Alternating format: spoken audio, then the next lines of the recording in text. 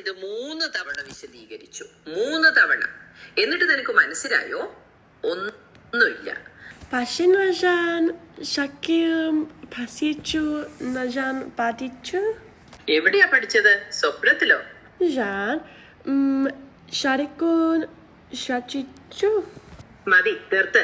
എന്റെ കുഞ്ഞനിയൻ പോലും നിന്നേക്കാൾ നന്നായി സംസാരിക്കും. സോറി. എന്റെ കണ്ണിൽ നോക്കി മലയാളത്തിൽ ഒന്നുകൂടെ പറ. വാ, ഞാൻ കാത്തിരിക്കാം. എനിക്ക് ദിവസം മുഴുവൻ സമയമുണ്ട്. എനിക്കു തോന്നുന്നു. ശരി, മലയാളം സംസാരിക്കണോ? ഞാൻ പറയുന്നത് ഏറ്റു പറയൂ. ഞാൻ വിഡ്ഢിത്തം പറയുന്നത് വെറുത്താം.